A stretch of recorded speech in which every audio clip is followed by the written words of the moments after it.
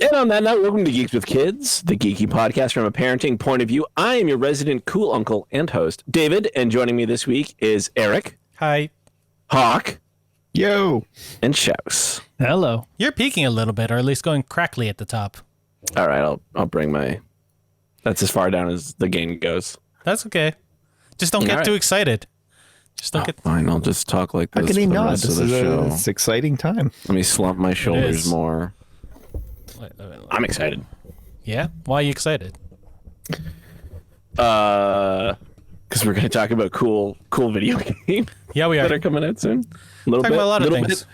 Are we going to do that? We're going to We'll do do the half and half, a little yeah. bit tonight Yep. And then we'll do... because some of us have finished Sweet Tooth and some of us have not. Yeah. And some of us have been paying attention to E3 and some of us have not. E3 and Summer Games Fest. Mm-hmm. So that should be exciting. So we're going to talk a little bit more about that. Should I have told you we have an E3 pass? Yeah, that would have been useful because I've been watching everything anyway. While I play Crusader Kings 3. Speaking of Crusader Kings 3, Is that what you're liking? What's good? I mean, I'm having a great time with it's a very well polished game. It's been out for maybe like a year, and it's just a lot of fun. I've got like 4 different games going because you can just like have people jump in and jump out. It's just a lot of fun. But that's what I said last week, so it doesn't matter. I'm just still playing it. It's good. It's good. If you like, and you can actually, you know what? Here's what I'll say. Crusader Kings 2 is free. Mm-hmm. Okay. Did I just drop from the call? No, you're right there. That's weird because it says I'm the only one here. All right. You can still hear us, so it doesn't matter. You're talking to I the can, blind. apparently. I'm alone, but I can still hear you. Okay. Yeah, Crusader Kings 2 is free, so you can pick that up. And I think 3 is actually on Game Pass. And speaking of Game Pass, E3, a lot of stuff there. Anyway, let's move on to Hawk. What's good, Hawk? What's your... My yum. What is your yum, Hawk? My yum. Eric can probably tell you that. I can't. I haven't seen you online in ages.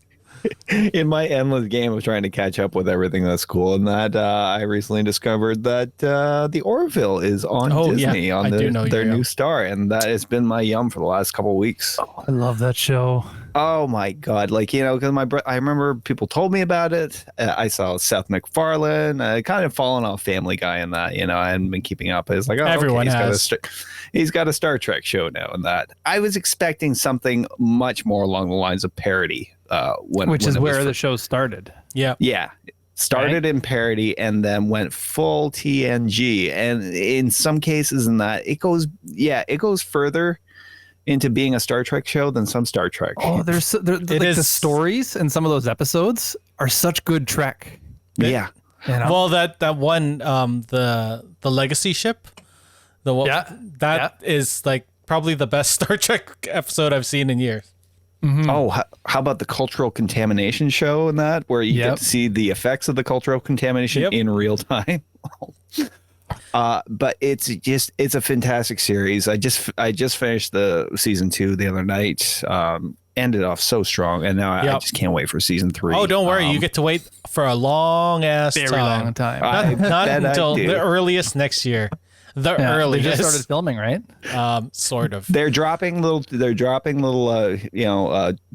and little set photos here and there and that. Nothing special, nothing that really like set photo-y. But I did see that there was a tweet the other day and that for one of the directors and that it showed the Orville 3.0 on the little Q thing. They don't even know where they're going to air it. They don't even know where they're going to air it. They were going to do Hulu, weren't they, originally? Yep. Yeah. What were they on before? NBC? They were on Fox. No. They were originally Fox. Then it's like, with the whole thing with Hulu in the States and that they got picked up. And that's why I never saw it because it was never on any streaming service that I had access to. And then, I don't really actually download that much these days. So it was a treat to find it and to, find out how much I love it. And that, there's a great episode in season 2, one of my favorites, where they find all of those items and they find the girl's cell phone and they use it to create her in the holodeck. That was good, yeah. And then he falls in love with her. Such a good episode. which also contains my favorite like running gag from the series. I like with Bortos and Clyden discovering cigarettes. Yep. Yeah. We were gonna do an episode about the Orville, and then someone who was gonna host it did not do it. It wasn't me. I've never seen the show. Shows.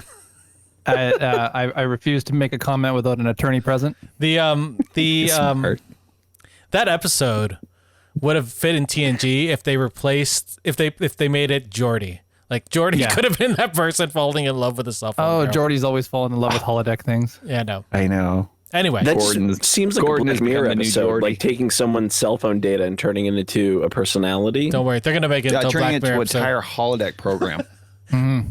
Yeah. I think that when we get close to season 3, maybe we'll try to do an Orville episode. Get gonna hyped happen. for season 3. I know it's not gonna happen. We were gonna do it for the finale of season 2. That was last year. No, that was 2 2020? years ago. I'm committing to it now. So By the wait, year the Orville's been 2024 when off? season 3 comes. For like 3 years. Yeah, Just like 2019 3 was years when was- it. Yeah, Wow. it's just it has. Yep. So I should probably watch it at some point. Yeah, it's good. I think It's so worth your time. all I will the just say that. all the Star Trek fans that get angry at us on the other podcasts, like the Orville, because it feels like TNG. I'm like, okay, that's cool. Thanks. I like that show too. Anyway, not important. Who's next? Anyway, Shouse, what's your what's good? So I have this bad habit of getting into games after everybody else has discovered how awesome they are. But I'm in no way regretting my falling down the rabbit hole here on Ori and the with the Will of the Wisps. Yeah, The game that I told you about like 3 weeks ago. Yeah, I am loving the hell out of that game. I have already put so many hours into it. I'm just having so much fun exploring. The controls are epic. Like you feel like you're so good at every jump and every spin and every flip because of how tight the controls are in that game. And you don't even realize how much you appreciate good controls until you get a game like that. It's Right? It's like an easier version of Hollow Knight. Yeah. And I can appreciate that. I'm a busy guy. I got stuff to do. I don't really want to play a game where I'm going to die every 5 seconds. But Right? you can But- in Ori as well. Yeah. So I'm just having fun with it. I'm exploring. I'm working my way through it. My kids enjoy it too. So for me, like that's Yeah. that's been my yum right now is just playing some Ori, and I really knew nothing about the game Switch. too going into it. He's playing on the Switch. What platform are you playing it on? I am playing it on the Nintendo Switch. Remember how I told you, Hawk, that it was on sale? That's when Shouse found out about it too. Oh, okay. So Oh, you and- haven't played the first? You haven't played Blind Forest? No, Blind no, Force I is didn't. fantastic too. And so I'm excited to go back and check that out after this one. I'm hoping that it's not going to be a downgrade necessarily. Is Well, it sort of is because it's like it's an older version. So right, but at least I'll get to see sort of where they came up with their ideas and where the whole thing started. That'll be yeah, cool. you meet those those 3 characters you see at the beginning before the owl. Yeah. That's you meet them in that game. Oh, nice. Okay, I'm definitely on board then. But the other thing I wanted to mention real quick, and I can give you guys an update after I spend some time playing with it, is I picked up a copy of Game Builder Garage for Nintendo Switch, and it's Nintendo's sort of foray into coding, game development, and I downloaded the demo last week and I let my son play with it. You know, they're really pushing coding in schools right now, and he was just having a lot of fun with it. It has this really neat interface where you can connect all of the controls of the Nintendo Switch to various aspects of sprites and backgrounds and special effects and things, and sort of build your own little video games. And so once I see how much he was enjoying it, I ordered a copy. I always get my Switch games physical these days because there's multiple Switches in the house, and so this way everybody can borrow the cartridge and share. And so I'm going to try that out, and I'll come back with a review next time I'm here on how that game sort of holds out over time. I look forward to one of your kids putting in the VCR. Nice. Work, Switch. No, it looks amazing. I got a press release for it a while ago and some media stuff for it, and it's really good. Like the what's really crazy is that the coding that they do in there, like with all the nodes and stuff, is what I do in. I'll just go into my yum. I've been learning Unreal 5 since it's been released in pre-alpha or in not alpha right now. It's pre-release, so there are some bugs. But I made a fucking forest and a cabin. This is not actually Eric that you're seeing on the screen. No, He's completely rendered in Unreal. Eric is a VTuber, but it's a photorealistic VTuber. So I've learned exactly like Eric. Eric's actually watching TV in the other room. I'm not watching TV. I'm playing Ratchet and Clank, which is my other yum. But going off the Unreal Engine 5, it's fucking incredible. The stuff that you can do in there. It's mind blowing that this is a. I don't know if you watched Corridor Crew, but they did a VFX artist react on this past Saturday, and they talked about the Unreal Engine 5 and how this is like the next stepping stone for both filmmaking and for video games. And it's true. Like you go in there and you're just sitting there like, how is this magic happening on my computer? It's magic. Magic is happening with many little triangles. But they have this embedded I want to say process. That's not the right word. Where as you go further away or as you change focus, the rendering behind goes to a lower poly count. So it's not as heavy on your machine. So everything happens procedurally as you move through this environment. And it's like, it's fucking, I don't understand how it works. Speaking of not understanding how things work, I'm going back on Ratchet and Clank Rift Apart, which is a PS5 game, and I assume Insomniac are magicians because this game has no loading times. None. Jeez. In the whole game. You press continue, you're in the game. Then you warp somewhere, and you're there. There's no loading screens. And it just, like, I don't understand how it works. I mean, that's what we used to have, right? Like that's what we had on like NES because it's solid state. Yeah. And it's incredibly fast solid state. Yeah, but like even like Nintendo, there would be like occasional pauses, but like you have a level where you can go through this place, but there'd be a rift on a wall and it'll open up a whole new level inside that level. Just like, and there's like no, it's like seamless. It's crazy. I mean, I assume it's just all loaded at all times. Like the whole game world is probably loaded, and it's not, crazy enough that it's. I mean, the game looks good, but it doesn't. It's not photorealistic. No, but it looks like you're playing a cartoon. Like it looks like an actual movie. Like the Ratchet and Clank movie. I don't know if it looks as good as the video game. Well, that movie's like 4 years old now, and this is a brand new game. So yeah, but still, they rendered that like pretty high. It like that one looked pretty good at the time, and it still looks good as an animated movie. It's not like it's looking like Shrek, which is showing its age right now. Ratchet and Clank. Disparage Shrek. I love Lord Shrek. and Savior. I love Shrek. Somebody once told me the world is gonna. Anyway, Ratchet and Clank. Is phenomenal. You should all play it. I will platinum that game by Friday when we have our review. We're gonna have a review live on Friday night. So come back on Twitch. We'll be there. I'll probably put some footage of me failing while I talk about it. I'll tell you what, I'll play it. You send me a PS5. Yeah. Well, and I will absolutely play Ratchet and Clank. How about this? One day when they start manufacturing PS5s again, I will play it. Hey, PlayStation Canada. We need another PlayStation 5. That's what we got to say.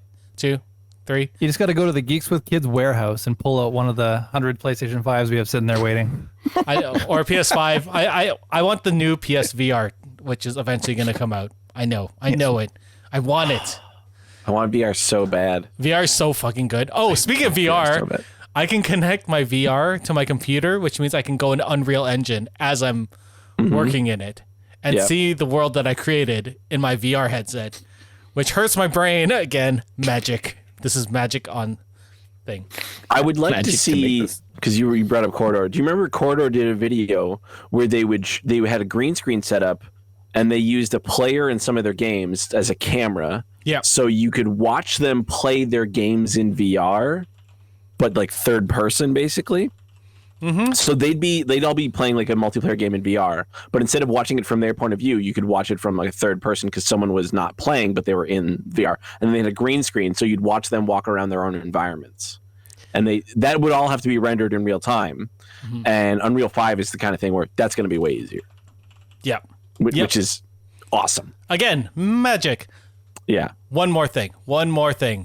Because I've not only You have a lot of yum this week. I've been doing a lot of You're stuff. gonna rot your teeth with all them yums. I've also I sent this to you guys, but Ian Hubbard, which is one of my favorite YouTubers, he works in Blender only, and he finally released his first episode of this this short film he's been working on for 3 years, and he did it all in Blender. It's 21 minutes. If you go to youtube.com/Mr. Dodobird or look up Ian Hubert, it's there, and he's a SFX crew of one person, and this fucking video again is magic. It's crazy. It blows my mind. And he also does these like stupid, I don't think they're called stupid tutorials. What are they called? Lazy tutorials. And they're like 2 to 5 minutes and teaching you how to do something amazing in Blender. But I've learned so much just from him and doing those little silly tutorials. It's, man, YouTube's great. Great. YouTube is great. Those are my yums. All of those, many things. Yum. Yum. Eric has all the yums. I do.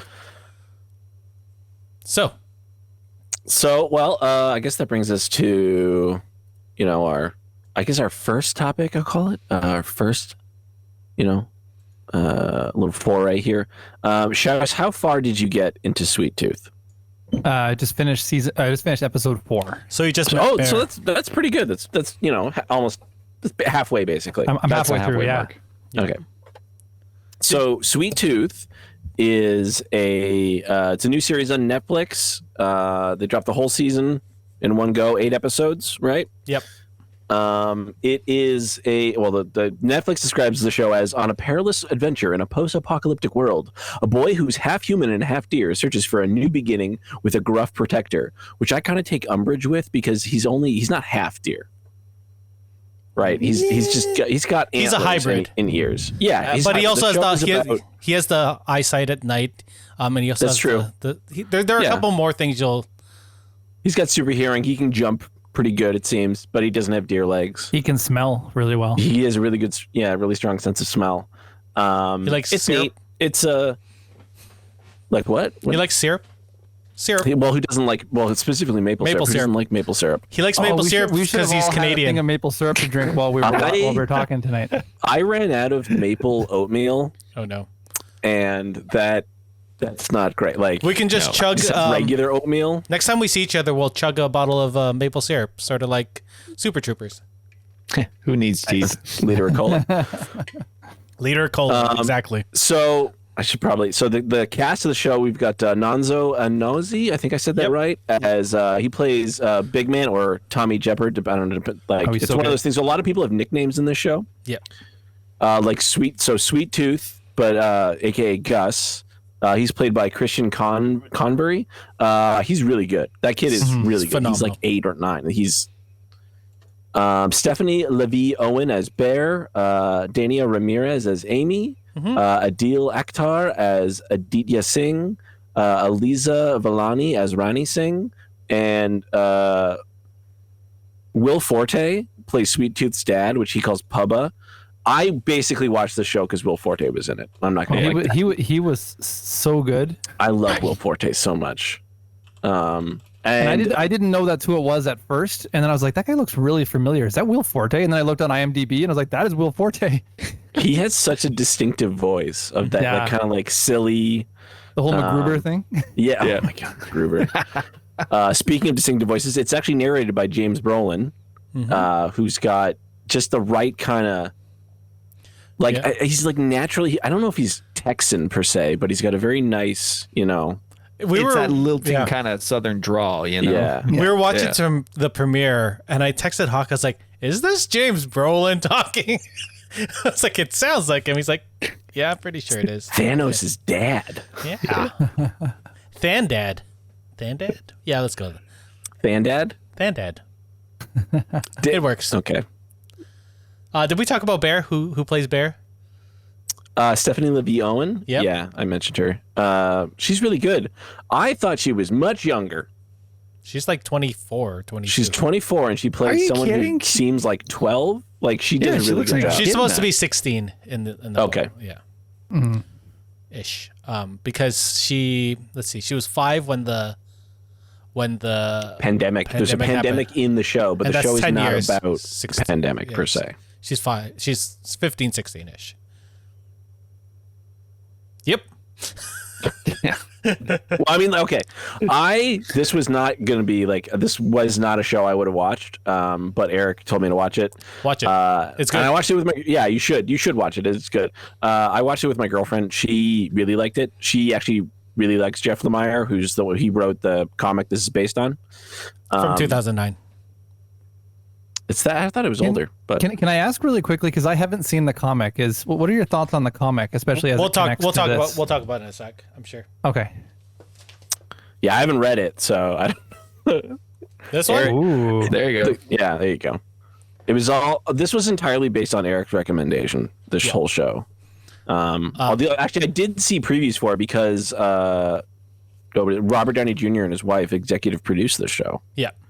They're big fans of Jeff Lemire and his comics, especially The Secret Path and Essex County. So they had read Sweet Tooth a long time ago.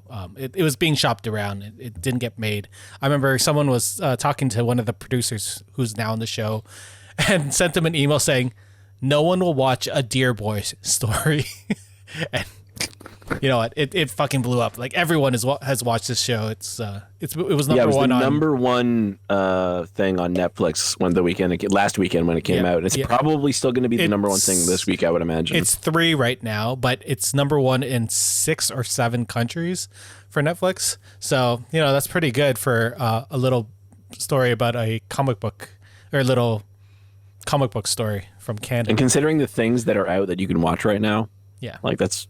That's competing like with Trece. Disney. Watch Trece on Netflix. I know. I really want to watch that tonight. Trece is a Filipino graphic novel that got turned into an anime. So the whole cast on Netflix is actually Filipino actors, like Manny Jacinto from The Good Place, and oh god, I can't remember right now. There's a number of them, but it's a phenomenal cast. The graphic novel. Was it Somali Montano? I'm sure. I'm sure. Yeah. There's only so many famous Filipino people that I can think of. I didn't even know Amelia that Lou Diamond Phillips was Filipino. Yeah, so yeah. Then also, what's her name from Wayne's World? Tia Carrera. Tia Carrera. Yeah, she's part Filipino. You mean the Relic Hunter? The Relic Hunter. My bad. The Relic Hunter. Okay, while Dave looks up Trece, I'm gonna talk about. I did. I'll talk about the comic book. So the comic book came out in about I think it was 2009. I could probably check the book, but I put it away. And it's a little bit different than the show. It's actually quite a bit different. Whereas the TV show is sort of this dark fairy tale. I think that's an honest assessment of this show. It is a fairy tale, very much so. My girlfriend thought it was a lot like I didn't see the parallels, but she thought it was a lot like Peter Pan. Yeah, so like a fairy tale. Yeah, I could see that. Right, like Lost Kids kind of thing. Mm-hmm. Yep. And basically the story of the TV show is Gus has been born a hybrid. We don't know why he was born around the same time as this pandemic that was going on. And this pandemic killed most of the population of the Earth. But it also introduced all these hybrid children. So the last born human was 10 years at the present day, and everyone else afterwards, or the majority of everyone. I don't know if they've mentioned if there are any human children, but every child that has been born has been a hybrid since then. And so obviously, as people have gone through this pandemic and it was world devastating, people started blaming the hybrids for the flu that happened, and they started getting hunted. They started, hiding. But there are some safe spaces in the TV show. Where we meet Gus is he's in the woods with his dad, his Papa, played by Will Forte, and through a number of circumstances in the first episode, he meets a former football player named Jepp, big man, as we heard earlier, and Jepp and Gus end up going on this adventure to out of that little secluded area off to find Gus's mother. That's basically the premise of the TV show. That really very much differs from the comic book, which is more of a darker dystopian tale. It's way darker. Like if you imagine Cormac's The Road, but make it into a graphic novel with a bunch of hybrids, that's what the comic book was. It's great. It's just super dark. Jepp is not a good person in the comic book at all. What I read was he might be loosely inspired by the Punisher in the comic. Yeah, I could see that. Whereas in the TV show or the Netflix series, he doesn't seem like that at all. He's just a big gruff dude. More of a guy just trying to get by in the post-apocalyptic world. Yeah. There are very little differences other than him being a good guy. He eventually becomes a good guy in the comic book. But in the comic book, he's I'm going to spoil the comic book. He's way darker. Old. He's way darker. It's 12. He's a former hockey player. Let's put that in there. Canadian comic book writer makes him a hockey player. You make it into a Netflix show, American football. But he's how do I say this? When you find out that they go off together, Jepp tells Gus that there's a sanctuary for hybrids, a safe place for them, but there isn't one in the comic books. What Jepp is doing is basically when his child and when his wife gave birth to a child who ended up becoming a hybrid in the comics, a group of scientists took his wife and his child away from him and held them ransom. So he had to bring a hybrid to them. And basically what he's doing in the comics is taking Gus to these scientists to get him to go. He told them that there's a sanctuary. Now we know, which is terrible. That doesn't happen in the TV show. Sorry to ruin the people watching the TV show.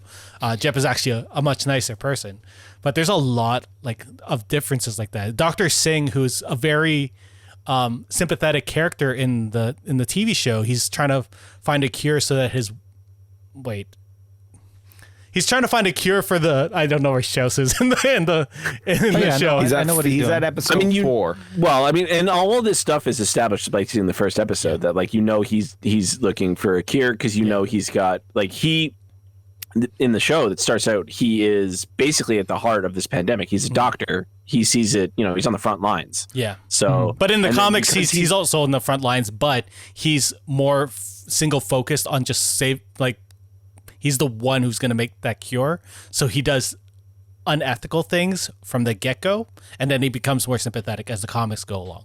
But in the TV show, he's sympathetic pretty much from the get-go, he's resistant to going down that dark path to find a cure, right? Yeah. Pubba in the comic book is not likable. He is not a nice man. I think Will Forte is probably the most likable person in this show. He's so great. You know that sequence in the pilot where he's telling Gus not to go out because all these people are in hellfire and stuff? Gus is taking a bath, and it's really beautiful imagery. It's very fairy tale again. In the comic books, Pubba is a religious zealot, and everything is hellfire and brimstone, and people did this because God got angry at people and all this shit. He's not a good person in the comics. It sounds like nobody's a good person in the comics except for maybe Gus as the innocent. Gus is always a beacon of hope, and we see that in the TV show. They did keep that for sure. Yeah, that's something I specifically mentioned. Gus is naively and in some ways annoyingly hopeful. Where he it doesn't matter what people say. He's like, nah, things will work out okay. And you're like, but you're in the apocalypse. What do you? It's like, it'll be fine. Yeah. Shows where you're at. You're at episode 4, and you just met Bear. Have you met Amy yet? Yeah. Amy? Isn't she in the end of the first episode? She's in the end of the first episode. Didn't know if she was more actually at the end of the episode I just saw. I was introduced to Bobby. Bobby is the cutest of the hybrids, without a doubt. He's oh my god. So he's a groundhog. Yep. If I'm not mistaken. Or woodchuck.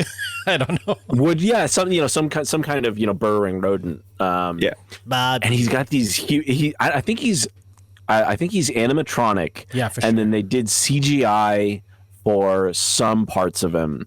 Probably for And- when his mouth's moving and he's talking and stuff, right? Yeah, and I think it worked pretty well. Like you can tell you can kind of tell it's a puppet. Yeah. But it doesn't matter. Like it's so cute. Like they could probably sell stuffed animals. If they sell a Bobby and if they sell animatronic deer ears with horns, I will buy both of those. I as soon as the premiere happened, I was like, I need me some deer ears right now. Also, deer ears. fun story. My friend's brother has a 10-year-old, and he. Oh, thanks for the sub. That's me. Yeah, I know. Thank you. He's been telling his 10-year-old that he'll eventually be getting his deer ears and deer antlers. And his mom is just like, stop telling him that. He's going to start believing you. Shouldn't lie to your kids. That's amazing. Though. That's Says the amazing. guy who's only an uncle. But Amy, I lie to my nieces and nephews all the time. So, fun fact, Amy is not in the comic book. At all? At all. Oh, that So makes sense. they just created that because character. That Okay. makes sense because there's no sanctuary in the comic, which There is none. if she runs the sanctuary, then I very like, as much as I love the comics, I like the things they've updated and the things they made, like they did in the TV show, because it's super hopeful. Like, it's such a good show that I've watched it with my kids. I showed my mom 2 episodes and she's watched the whole series already. Like, I'm trying to get my parents to watch it. Yeah, I think The they'll show like it. felt like a zombie show without the zombies. but not as You know what I dark mean? as a zombie show. You know what But it almost like it really gave me Last of Us vibes.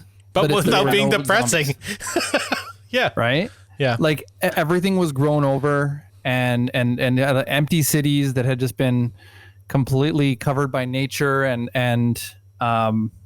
now I'm not as much of a Last of Us fan as you are, Eric, but I was getting those kind of vibes. I was like, No, for sure. this seems to me like a zombie movie without any zombies. It was just like, what would happen if the world was just kind of empty, and how would the leftover people sort of survive? But then to connect it with this whole pandemic storyline was really powerful too, because it did hit really close to home. Like as you're watching characters putting on and taking off masks and all that kind of stuff, it was like, wow, like that's going to be sort of ingrained in everything that happens moving forward, that we all experience this thing, right?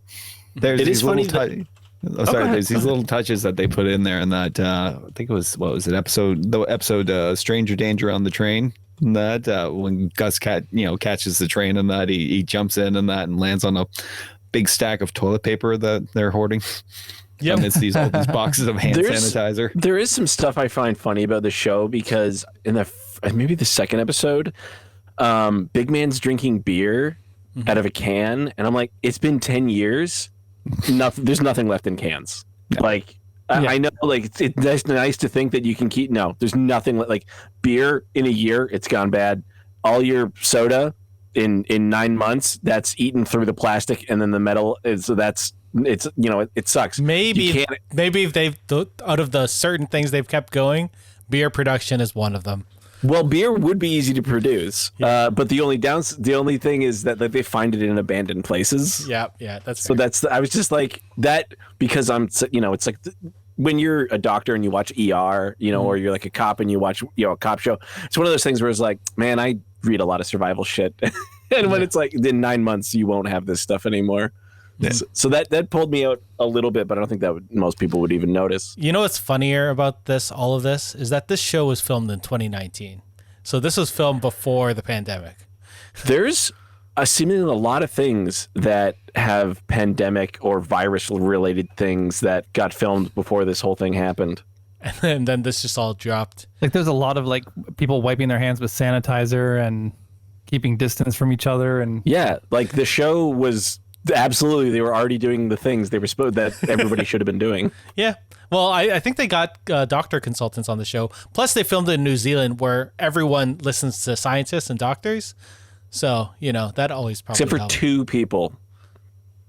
Yeah, well. Because they had 0 cases, but it was like last year they had 0 cases and somebody snuck through and they had another one and they had to shut everything down again. And then it went away. Yeah, they fixed it. Because New Imagine Zealand. seeing other humans. I don't know what you're talking about. What's another human? Yeah. Aren't you guys humans on the internet? No. That's how people work. No, I'm definitely a hybrid. damn it. No, I was made in Unreal Engine 5. Oh, Lots of triangles.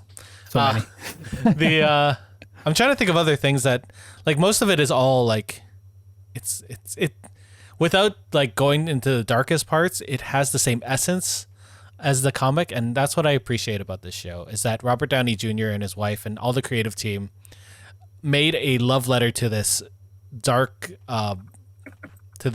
story and made it into something that was accessible for pretty much everyone. Like I don't know anyone that has watched this show that has not liked it, except for Dave.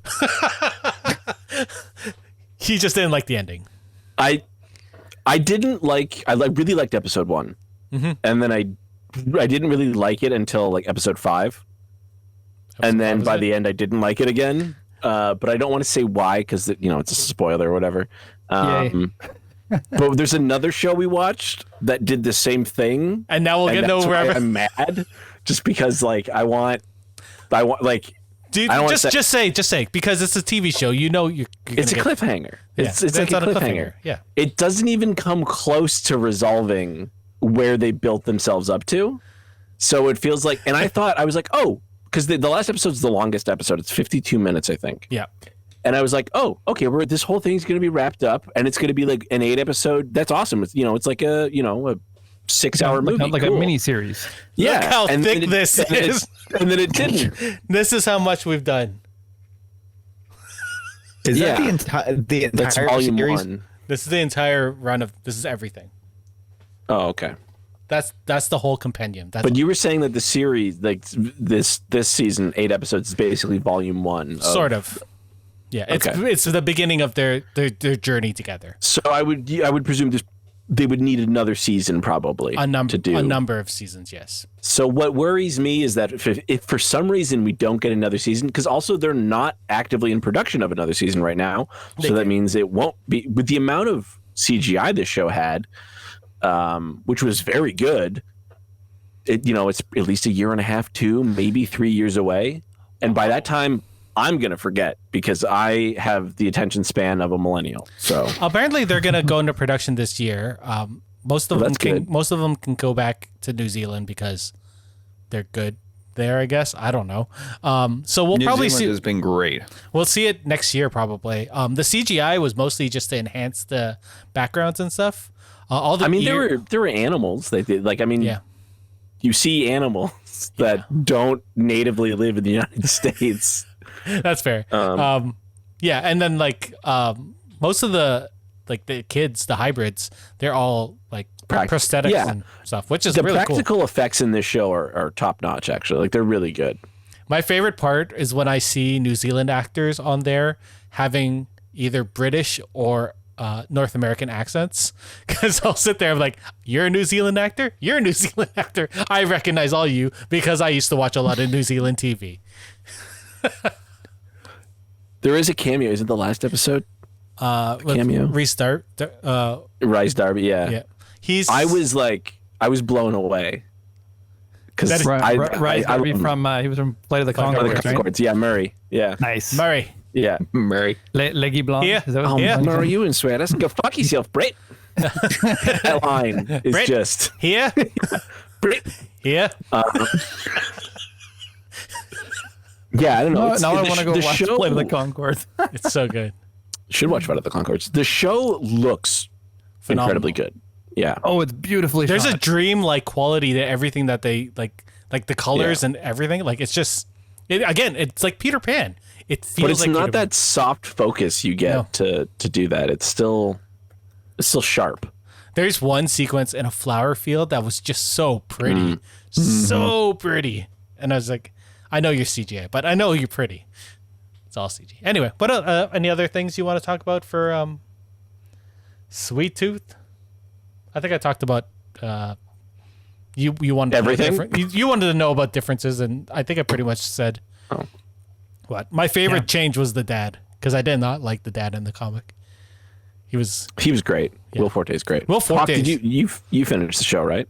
I got the last episode to finish, and that Okay. I finished off on episode 7. He's so good in that last fantastic episode. I find it amazing. Some of even with some of the dark stuff they recovered in the series and that, and it's like you could still show it to a kid. Like episode 2 and that, when the last men came to the cabin and that looking for Gus and that, and, what Big Man does. Yeah. That was so well filmed in that, that could have been really bloody, but it wasn't.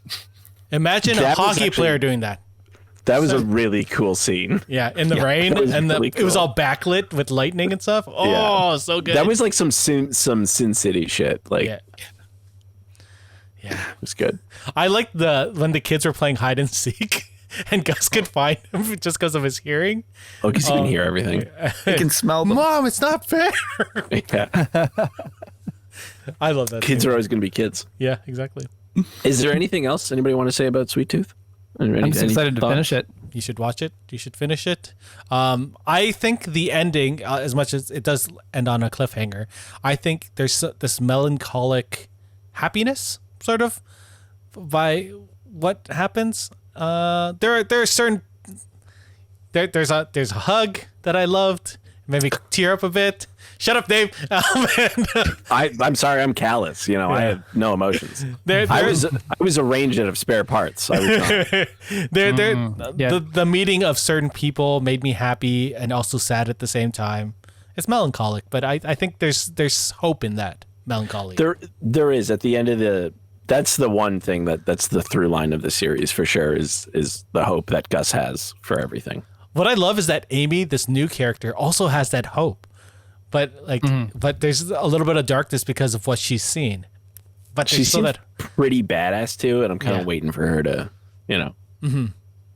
I look forward Okay, to. so I don't know I- where they're so- gonna go in the next season. I think. So I've got a question then, Eric, for you, because you've read the entirety of the graphic novel, right? Are you the only one that's read the whole thing? David, have you read the whole thing? I haven't or- read any of it. You haven't No. read any of it? Okay, so this is the kind of show where I would like some answers.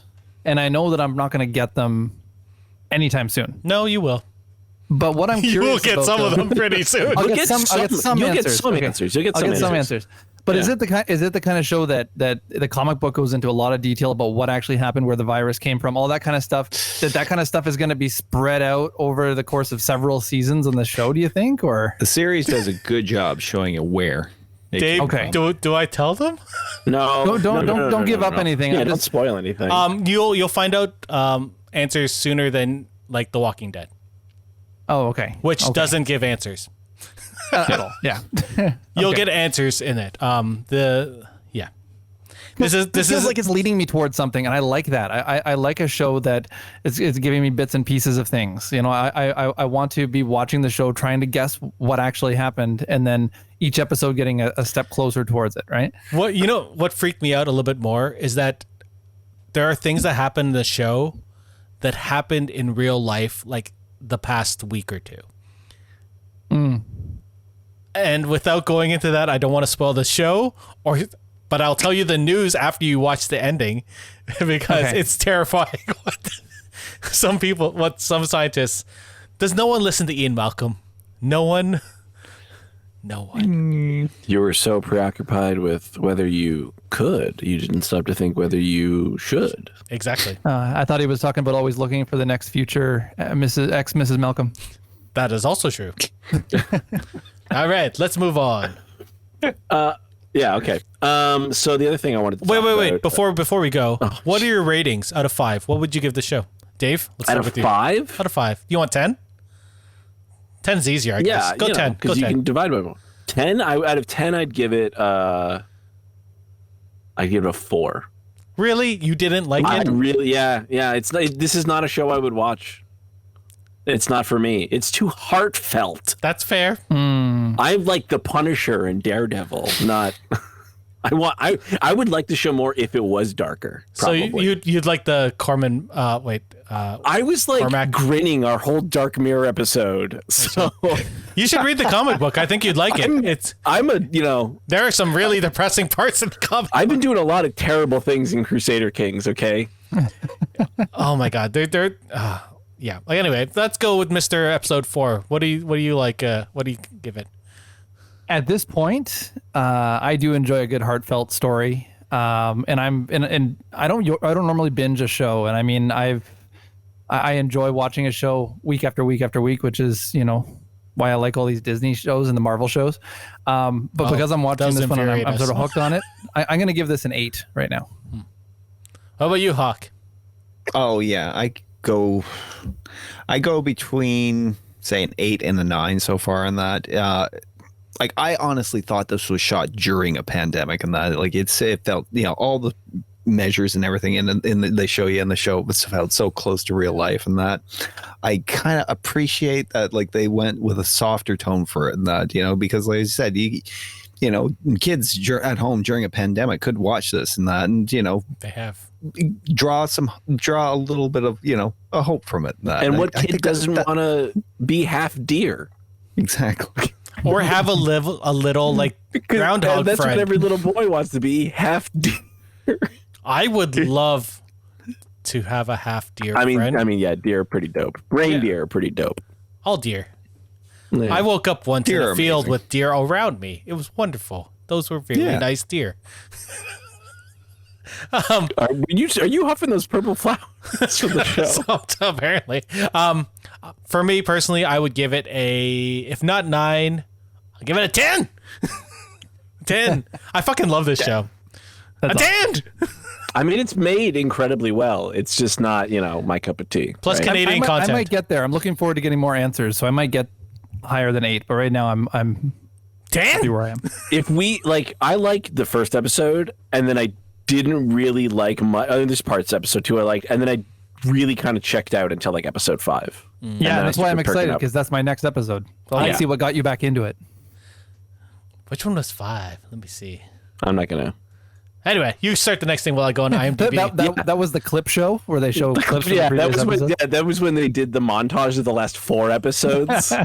Oh, remember that they time? do. They don't do montages. They do like nice travel sequences in the show. The scenes are like the scenic shots are really good. Anyway, the other thing I want to talk about is 5. Oh yeah.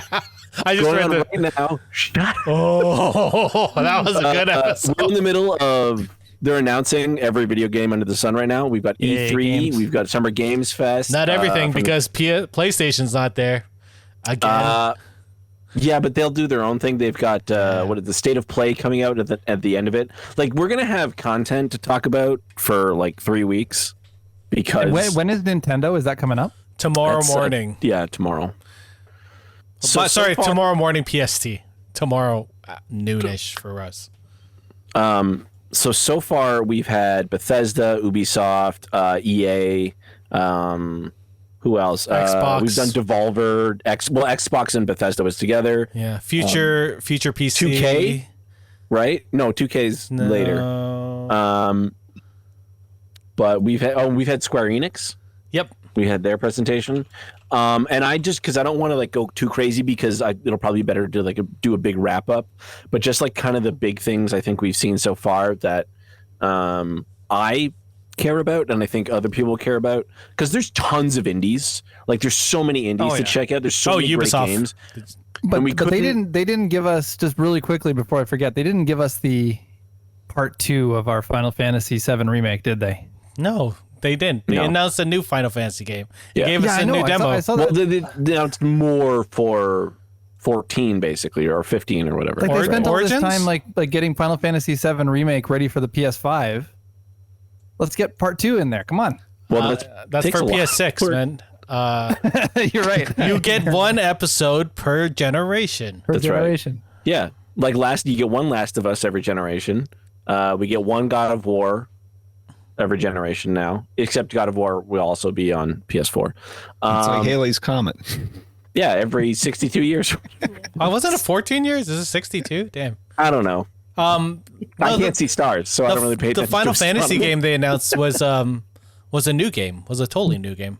Oh, is it totally new? But it's not 16. No. Is the thing. It's like a different, like an offshoot. Like we might as well talk about this now. Stranger of Paradise Final Fantasy Origin, which is like it has the same combat as Final Fantasy VII, but it's totally separate. It's what they're calling now a Miles Morales game, where it's not a full game, which actually what they should be calling it is a Blood Dragon, because Far Cry in between every main Far Cry title, they were doing like a title that used the same map and the same combat mechanic, and it was just kind of skinned differently with a bit of extra VO and stuff like that. So it's like it's a game. It might, I don't know if it's going to be a full price game, but it's a lot easier. It's not making a full game, right? It's not going to be 150 hours or whatever. I think it is. I think it is a 60-hour game, a 40 to 60-hour game. But I think this would be more like a Miles Morales type game, because it's set in the same world as Final Fantasy. It's actually set in the original Final Fantasy world. But they're going after chaos. Yeah, there it is. That's my favorite Final Fantasy, because I never played it. They announced you never played Final Fantasy 1. I know, that's why I'm looking. That's why I'm looking. Final Fantasy 1 is so interesting to me because you can actually, because the game won't tell you, you'll break the game. You won't be able to progress anymore because you have to do things in a certain order. Because before they would hold your hand in a game. Yeah, and it's Final Fantasy. It's basically a D&D game as well, which is another reason I love it. Like you could build a party of all the wrong classes. You go all fighter. Yeah, and there's no way you're gonna get through. I mean, it's possible, but you have to do you can play that game in any combination. The problem is if you do if you don't get the pirate ship at the right part, if you there's a dungeon you can go in, and then you won't be able to get out, and you'll just loot. You'll die. Your party will die, and if you haven't saved, and back then you didn't get to save anywhere you want. You had to go to an inn and pay 50 gold to save the game.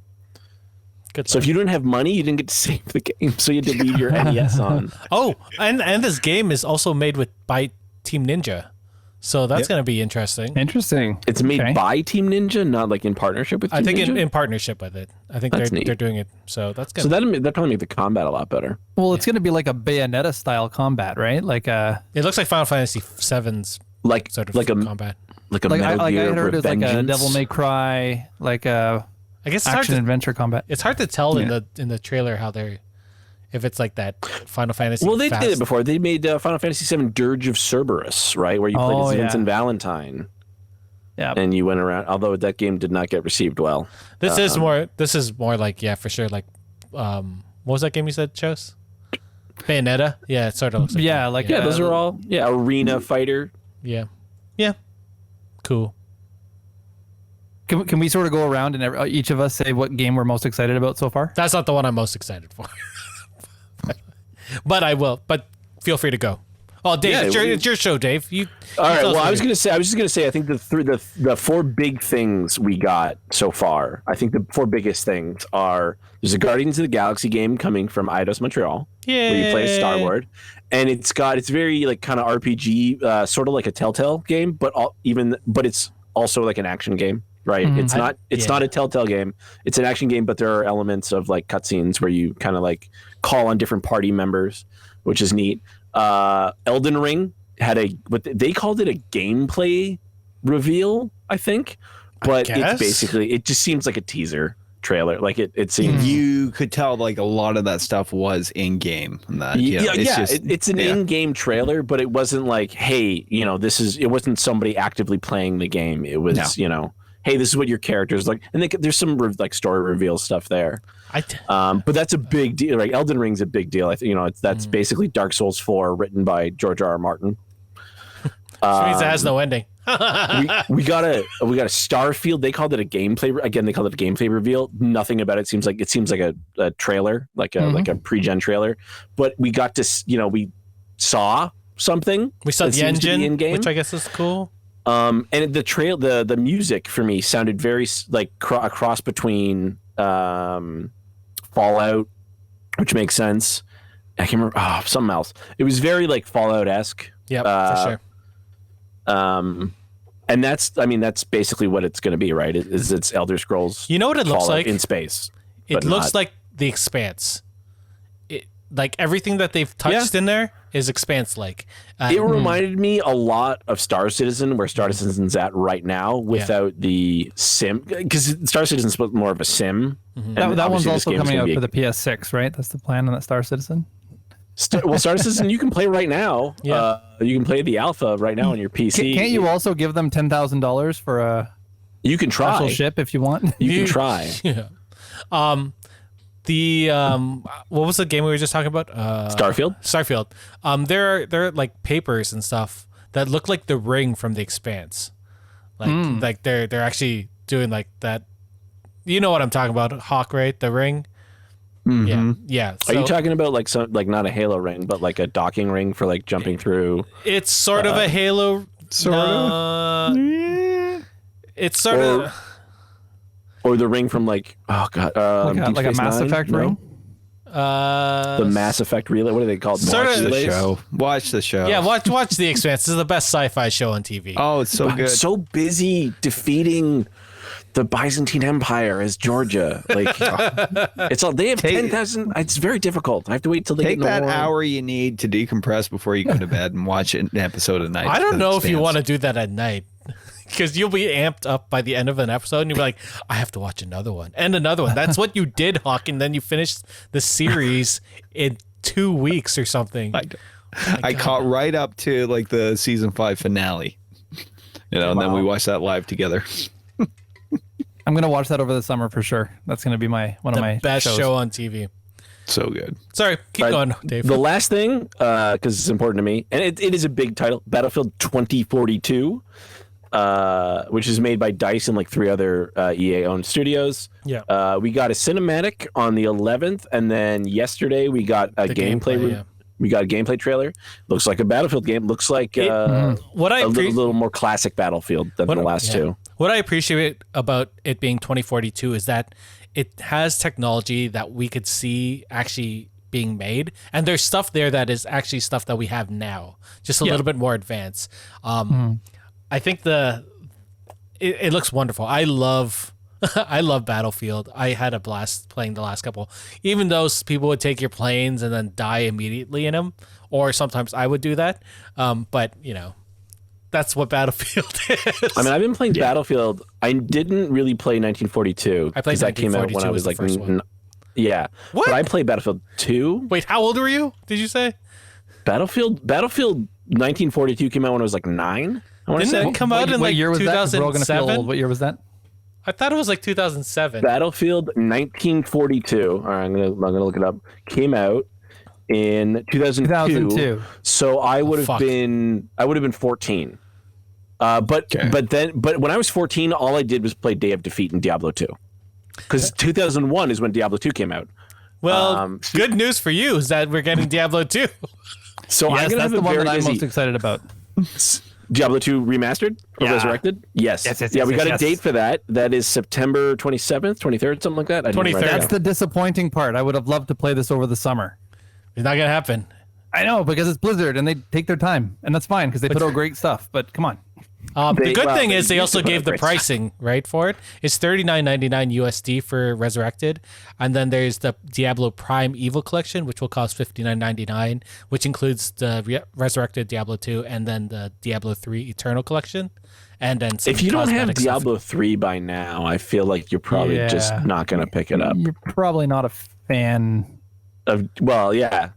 I never Like, probably not enough of a fan to be that excited about a remake of Diablo 2 if you're not playing or you haven't played Diablo 3 by this point. My spreadsheets are ready for Diablo. Yes, they are.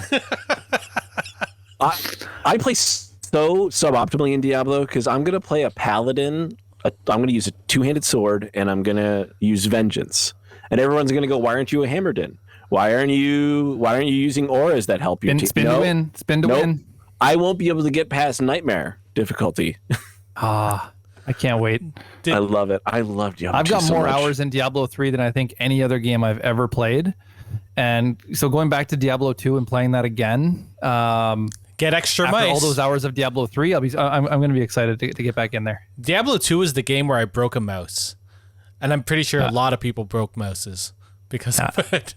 So I'm excited for it. It should come with a mouse in the box.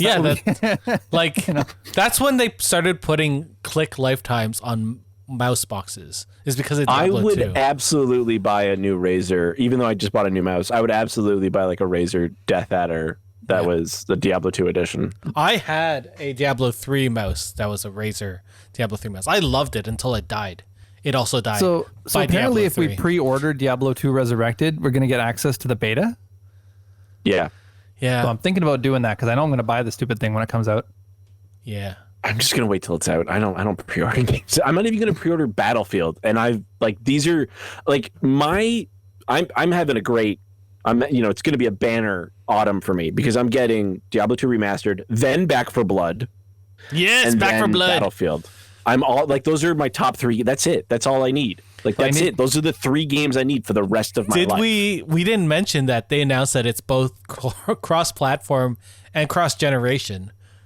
Like that's fucking Back 4 Blood? Yeah, Back 4 Blood. Yeah, Back 4 Blood is also Game Pass. Everything's coming to Game Pass, by the way. Yeah.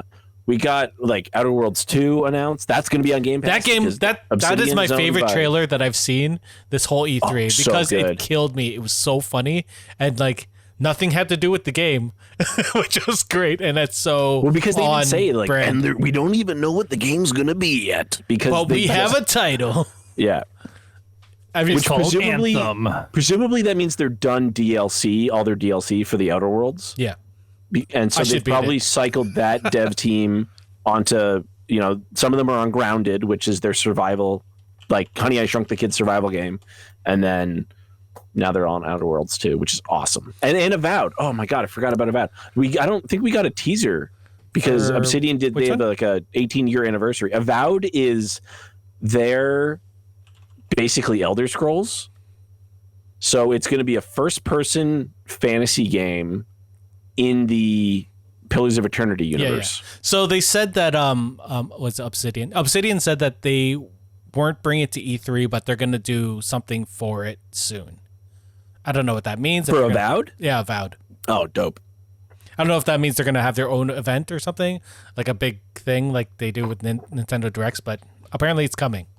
Like Obsidian makes better Bethesda games than Bethesda makes because they were the OG, right? They were the original, they're from Black Isle. They did Fallout and stuff. So like they did, right, the best, whatever you want to call it, first person Fallout. They did Fallout New Vegas. And the Outer Worlds is absolutely better than Fallout in my opinion. And I'm an OG Fallout fan. Mm-hmm. So Avowed is going to be probably insane. Did we actually want to go around if we missed anything that other people? Did you want to talk about any of those ones that you talked about, like Guardians of the Galaxy? Are you excited for this game? Anyone else? To be fair, I don't think anybody cares about playing a Star-Lord, and that's who you play as in the game. Yeah, I want to play Groot.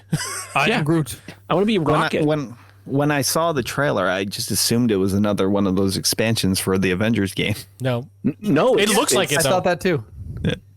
No, it's by Eidos Montreal, who has a better track record, I think, than who made... Didn't they do the last Tomb They Raider? did the Deus Ex games. Oh, yeah. Yeah, they did Deus Ex. They did a bunch of Tomb Raider games. Yeah, yeah. I think they did the last Tomb Raider, which is phenomenal. And they made a bunch of mobile games too. I like... Crystal Dynamics did Marvel's Avengers. Yeah. Yeah, that game was fucking Oh, terrible. Eidos Montreal helped, but Crystal Dynamics was the lead on it. Yeah. Crystal Dynamics was Tomb Raider, right? They were OG. Yeah, Tomb Raider. Sad. Yeah. But I'm not excited for it. I won't pre-order it, but I'll see what the reviews are. And if they're good, I'll get it on sale. Yeah. What other games did you say? Battlefield 1942? 2042. 2042. I'm looking I could forward go to this on game. about this game. I could talk. I could just a whole show about this game. There was a Jack Frags video that David posted on the Discord. And I love Jack Frags. It's so good. And all the stuff that he mentioned, I was like, damn, you are so good at Well, he's just a YouTuber, but he gets to go and meet the devs and hang out and test the games and stuff like that. He's probably the reason we got Battlefield 2042, because Battlefield 2042, at the end of Battlefield 4, the last DLC was like a precursor to Battlefield 2142, which is like the forgotten Battlefield. And we've been saying for years, hey, give us another one of those games. And this game's going to be halfway between Battlefield 4 and halfway between 2142. And that might just be exactly what the franchise needs. If you guys have Twitch Prime Gaming, they are giving away Battlefield 4 for free right now. For Origin, yeah. Battlefield 4 is very good. You can still play it. Like, it's still pretty popular on PC. You can still find lobbies on PS4 as well. Crazy. I never played it. It plays really well. It's got a single player too. That's good. It didn't have co-op, which Battlefield 3 had. There's no single player for 2042. That's right. Yeah, 2042 doesn't have any. It seems like they're taking some notes from Titanfall, which seems like a good thing. They're going to try and tell their story through multiplayer, the way Titanfall did. And also some of the gadgets seem to be Titanfall. Like there's a grapple gun. Titanfall has grapple gun. If I can run on walls, yes. No, I don't think we'll see that. I had so much fun in Titanfall 2. My God, that game. What else did you say? We talked Elden Ring, Guardians of the Galaxy, Starfield. There's other stuff we can talk about. Battlefield 4. Woo. Elden Ring, I don't know about. Everyone's saying how good it looks. It looks like a PS4 game to me, or like an older PC game. I don't know why. I'm more interested in the fact that it's a Miyazaki game and that it's the next project that's followed Sekiro and this is like the first time they're going to do something that's open world where you can move through I didn't realize it was open world. Yeah. And that they've also teased that they're trying to do something that's a little bit more original with the online portion of it. It looked like they're playing, like they're in the trailer that you're fighting with someone who had died against an enemy, which is really neat. If you can fight alongside someone who died instead of it just seeing how they died. Like, yeah, exactly. They have had that element in those games before, and that it's like when you're online and that you can offer your help to somebody else in that online, or if you're a dick, you can then invade their world and kill them and take their mana or spirit or humanity or whatever it is. And that you're making me want another Bloodborne game. That's what you're making me do. Let's replay Bloodborne. I would totally replay Bloodborne. I never finished it. From the beginning, that'd be amazing. I haven't played any Souls games, but if I get a PS5, I will play Demon Souls. You should. Demon Souls was the shit. I wanted to get it back on in the PS3 days, and I just I got a good computer, and I just never looked back. I might get it one day. I was a little stuck back at that point because I was looking for a good RPG for PS3 and that, and I couldn't find anything around that time. No, they did not. And then I started reading about this game. It was, from a Japanese company. I was like, oh, this sounds great. I'm going to try this out. And it's like, I had no idea what I was stepping into. It is good that they remade Demon Souls because not a lot of people played it. Mm-hmm. Yeah. I never played it, but I plan on eventually when it's on sale. Yeah. Do we want to go around and say our most excited things? Can I mention that? No. Square. No. Okay. No. Yeah, go for it. What is it? So Square announced that they're doing. What are they calling them? They're pixel perfect re-releases of the Final Fantasy games, the classic ones, 1 through 6. Yeah. And I'm curious about what that means exactly. They didn't go into a lot of detail on that. It looks like they're being released for Steam and for mobile. And I already have all the Final Fantasy games on my phone. And I already bought them all on the App Store. And they were already remastered once. Yeah, so I'm curious as to what it means. Like, are they optimizing the games? Are they redoing the graphics? Because they're making it look better on a high definition screen. They redid the graphics for, I think, was it the DS and the PSP? Yeah, so they redid. No, it was the Game Boy SP, Advanced SP. That's right. Yeah, the poster. They did Final Fantasy 3, and they did that with full 3D graphics. Yeah, and then they did 4 in the same style with the 3D graphics. But Square Enix is kind of known for re-releasing Final Fantasy 1 through 6 again and again and again and again. Like they look at their records and they say, this guy Michael here, he hasn't given us money up for these 6 games in a while. We're gonna have to re-release them and buy them again. Why do we call Square Enix out for this, but not Nintendo for doing it with Mario games, though? Yeah, fair. So apparently, it's not gonna be. You know how they remade a couple of those ones a couple years ago? Yeah, these are going to be faithful reproductions of the original games. Ooh, I'm fine with that. I mean, both versions were good. The remasters they did for the PSP, it was really good. Like, it looked good. Will there be spooky bards? What I assume they're going to do is what Nintendo did with those mini Nintendos and just get ROMs off the internet and then just put it out. I mean, that's fine, man. Yeah. I don't care. I'll play I want them to Fantasy release 1. a Game & Watch with Final Fantasy on it. That would be great. Cool. Yeah, actually, I would be down with that. Yeah. Should we go around? Let's. I think we kind of been doing that already. I think we kind of did, yeah. No, I haven't said what I'm excited for. Eric? What are you? What's your excited most? for? Damn, excited for, Eric? I am excited for. Thank you for asking. Thank you. There is a trailer that was released during the Xbox showcase for a Russian Fallout-esque game called You're not talking Atomic about Heart. Stalker, are No, Atomic Heart. Atomic Heart. Okay. Have you not seen this trailer? Because it looks fucking delightful. It looks like if Fallout had personality, which is Well, Fallout used to have personality. but now again, but this is in Russia. It's called Outer Worlds, Eric. I know, but this one looks cool. So I look forward to it. I think it's gonna. I hope it's good. Ubisoft. So wait, okay. Yeah, sorry. It's not Stalker 2, which was announced. No. It's not Chernobylite, which was shown off, and it's not there's another one, and it's not Metro. No, Which we've had 4 of which those is in already. Russia. Okay. Well, yeah, they're on like Chernobyl. I'm just watching the trailer for this right now. Yeah, Atomic Heart starts off with a really cute, random ass robot. And if you don't get drawn in by that, you should listen to it because it has Russian music in it as well. So like fun. Anyway, I'm gonna go to my next one. Ubisoft had some really cool announcements, and you know how much I love Ubisoft. They announced that I hate subscription services, but I love Rocksmith. And Rocksmith is really cool. They're doing a subscription service for Rocksmith where they will continually put out new songs, and then there's video help, and you can actually help other players on it. You can use your phone as a microphone, so you can actually play Rocksmith anywhere, which is really cool. Or you can plug it in like you have before. So you can annoy people in public with your bad guitar playing. Well, not but my bad guitar playing. Yeah, exactly. And then, but they've also updated the learning software, and it looks really cool. It's done by Ubisoft San Francisco, I believe. So that'll be something cool to look into. Rocksmith is always fun. They've also added a tablature system so that if you know how to read tab, not chord charts, but actual tab. Like actual tab. Yes, you can learn that way as well.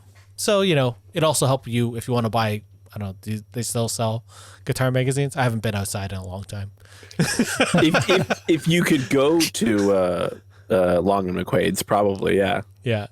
But yeah. Does it not seem a little weird, just as a side note here, that like technically a trailer for a game is a commercial?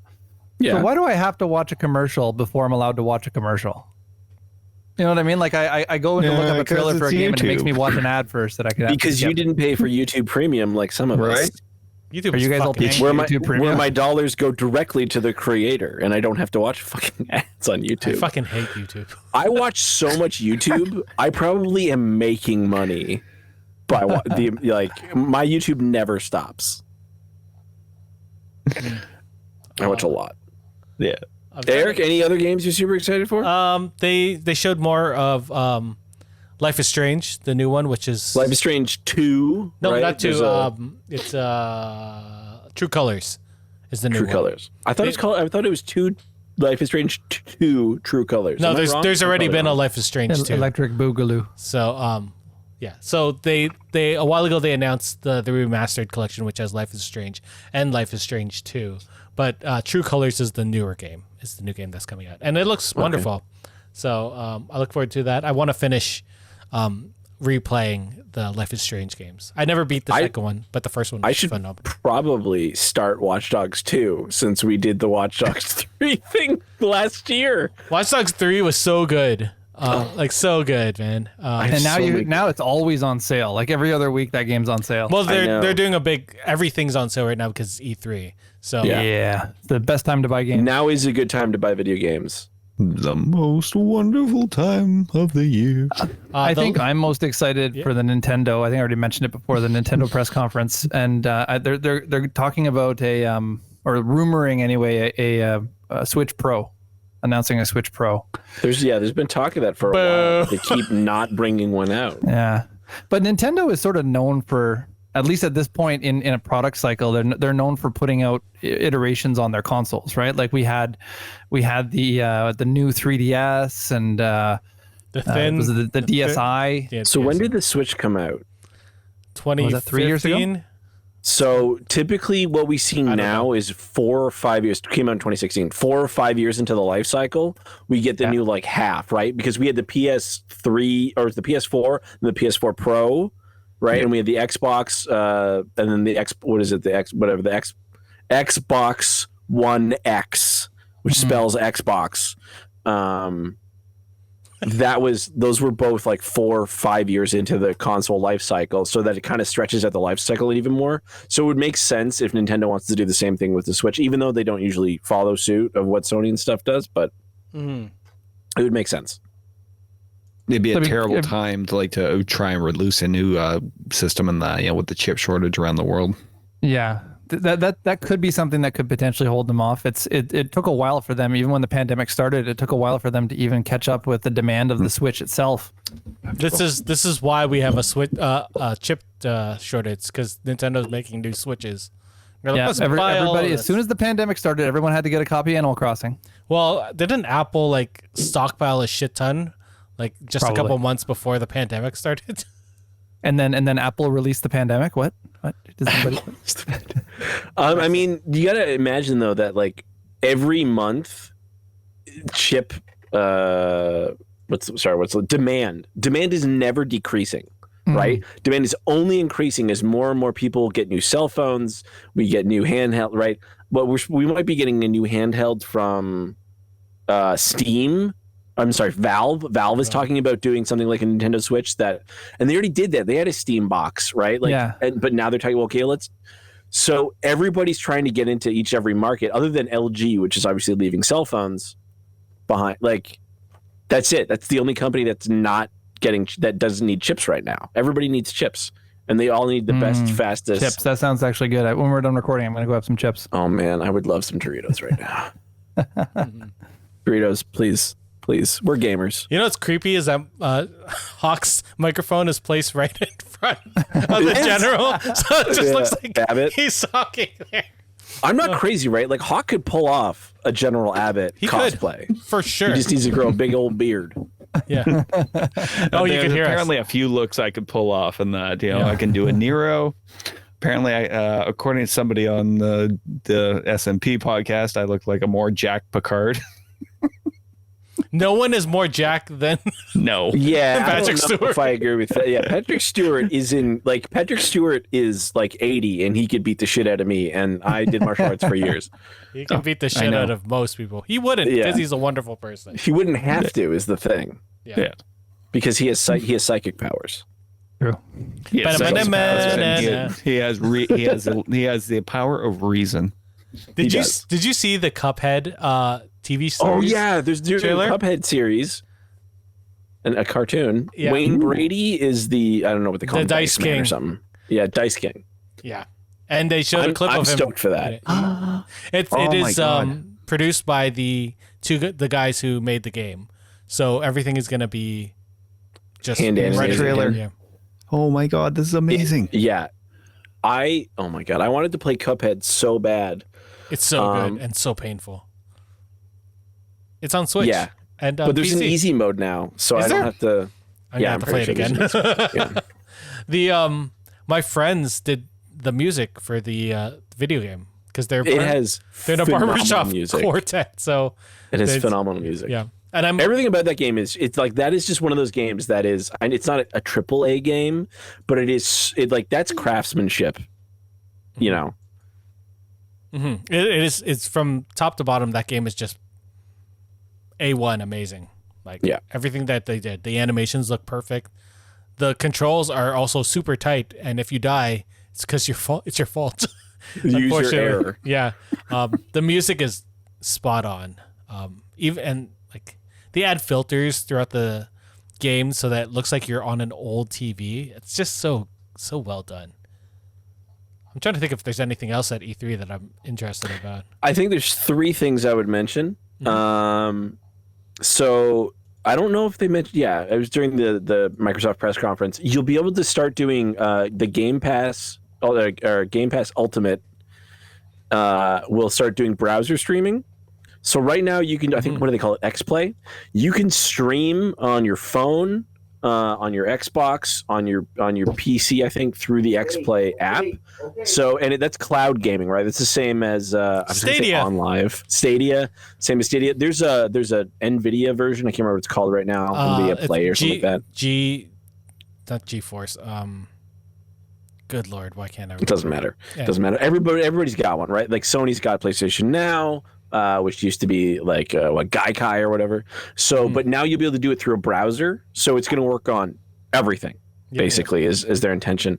And everything I've seen is just like if you have decent enough internet, if Stadia works for you, if the whatever works for you, this is going to work for you. Yeah.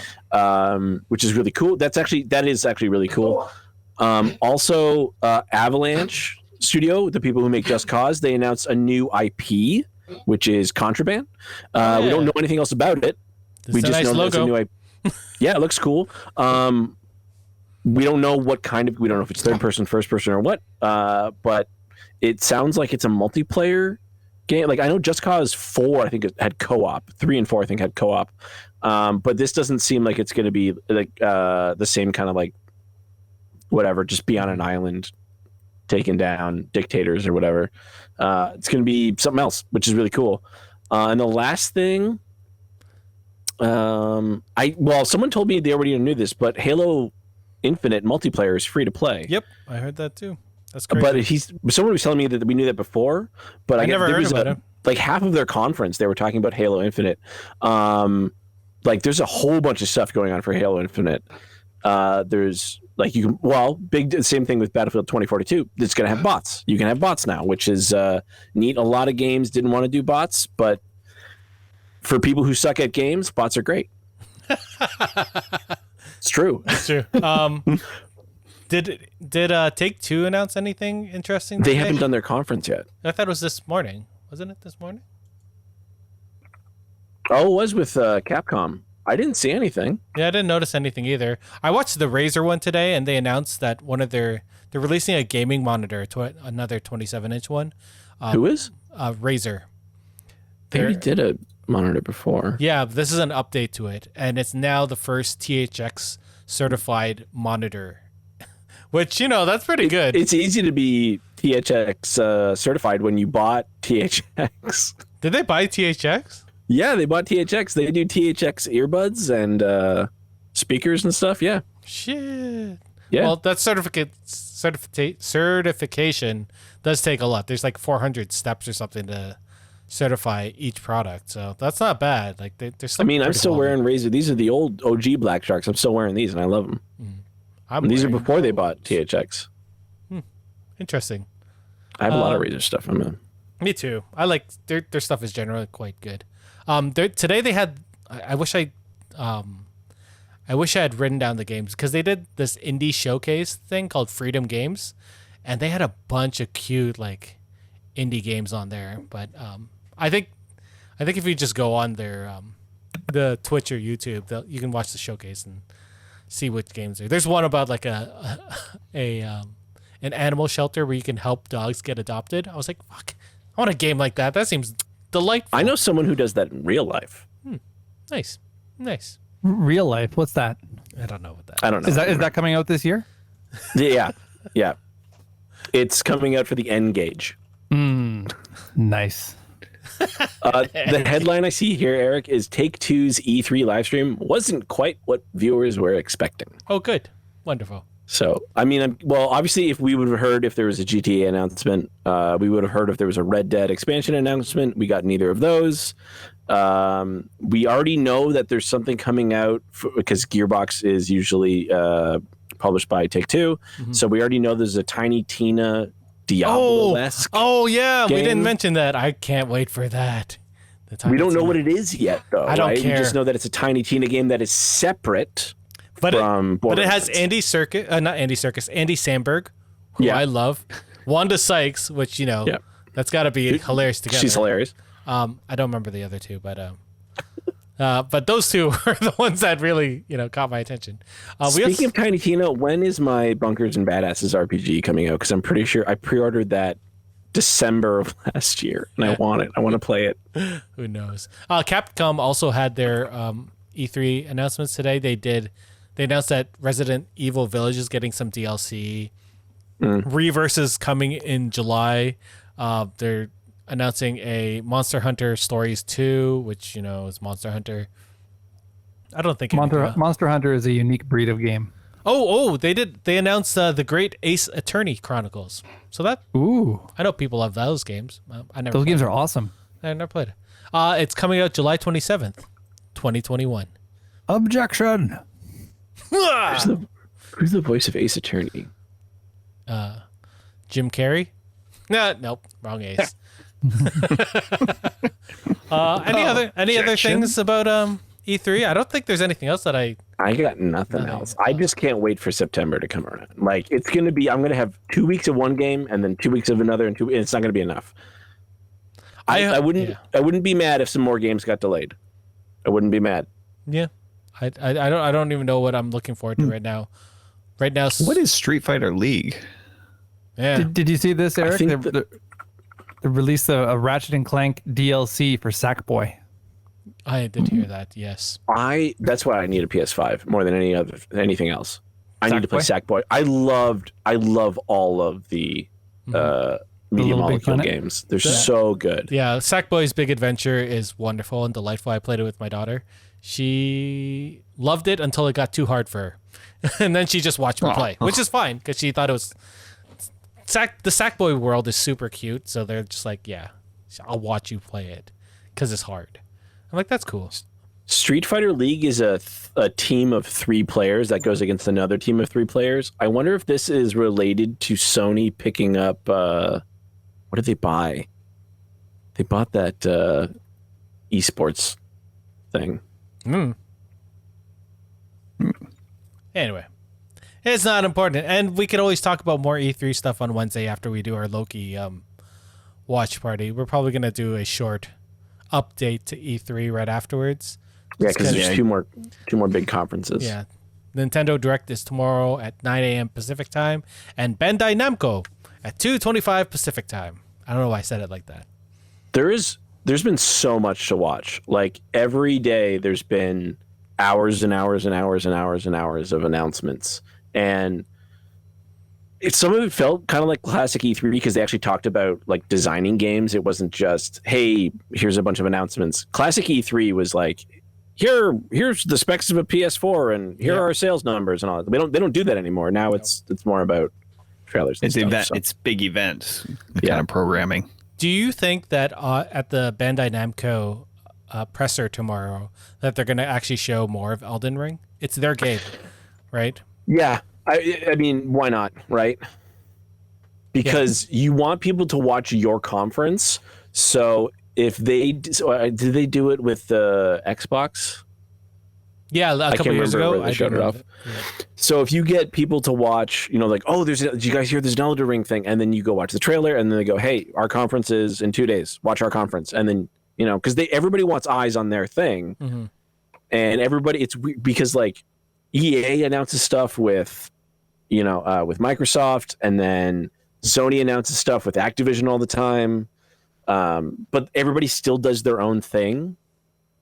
So everybody still wants eyes on their thing. Like, what's the point in doing your own conference if you're just going to show off everything, like all your big stuff, at the Xbox One? So they might as well, actually show something. Yeah, I would hope. Yeah, hopefully extended gameplay. Exactly, and maybe dive into the online aspect of it and see what they're doing there. For sure. For shows, tomorrow's Nintendo Direct will have 40 minutes of uninterrupted Nintendo Switch software announcements. Oh my God. Or at least info on software. Perhaps some about the new Pokemon games coming out this year. I'm sure there's always a Pokemon game coming out. But then they're like every other Nintendo Direct, they're going to have the Treehouse Live afterwards for 3 hours. Whoa, and that's usually where they bring in like Japanese developers and then they have somebody like translating on the spot. But they also those are the times when they normally play the games that they have. So that's going to be I would like to watch it, but I know I'm not because I'm busy tomorrow. I love video games, but I literally can't sit here and watch announcements. Exactly. Can't do it. My eyes hurt right now. Well, that's why people should turn to great podcasts like Geeks with Kids to get all of their.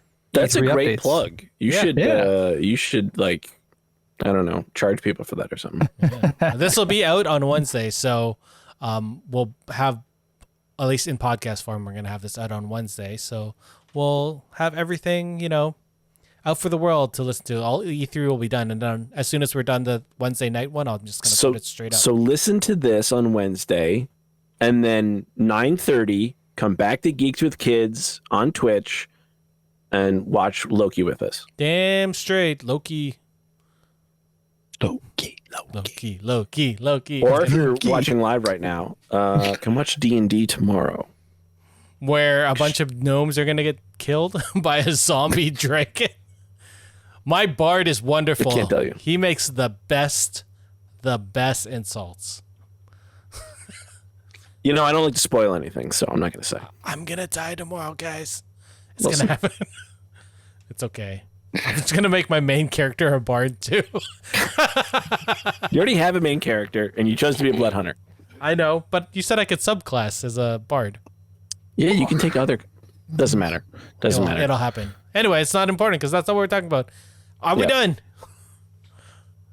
I think you guys. Is there any final thoughts you guys wanted to bring up? This E3 has been as uneventful as last year's E3, I think. Absolutely, I disagree wholeheartly. There's Really? actually games I care about this year. Yeah, I don't know. There's only been like a couple of them. I'm just like, oh, that's cool.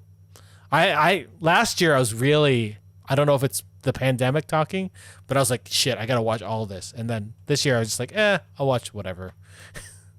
I don't think I paid attention to anything last year. Mm-hmm. Actually, I think I live streamed a lot of it last this year. Yeah, this year I didn't care. Whatever. We'll find out. We'll see if it's good. We'll do was it a good E3 on Wednesday? Yeah? Sounds good. Let's do it. All right. Thank you, David, for hosting. Hey, no problem. Do you want me to do an outro? Yeah, go for it. You do the outro. All right. Well, what I was going to say, because there's not really any segue into this, but I was going to say, because I think these two topics are related, in my opinion, there's things related here. It's the same thing I love about this E3. It's the same thing I love about Sweet Tooth is this E3 gave me hope for video games again, because I thought last E3 was pretty drab, and hence why I didn't pay a lot of attention. But because there's video games I'm interested in, right? Like everybody's got something they're excited about right now, and that's like that thing you got to hold on to. Because if you don't, you got to have something to look forward to, especially right now. But because it's been a long, stressful road, and even though it's not over, we've got some great things to look forward to. So get your vaccine, wear your mask, wash your hands, and hopefully we'll see you next time. Yeah, it has been a long road getting from there to here. It's been a long time, but my time is finally. And just fade out on that. Yeah. Okay. Have a good night, everyone. Thanks for watching. Goodbye. Bye. See ya. Well, that's it for us this week on Geeks with Kids. If you want to get a hold of us, you can send us an email at podcast@geekswithkids.ca. And don't forget to like us on Facebook at facebook.com/geekswithkids. Follow us on Twitter at geekswithkidscn. Check out our pics on Instagram at geekswithkids. And you can find all of this good stuff on our website at www.geekswithkids.ca. So if you like what you hear, why don't you hit that subscribe button and leave us a comment. This podcast can be found on iTunes, Spotify, Google Play, Stitcher, YouTube, and your favorite podcasting app. Thanks again for listening, and we'll see you next time.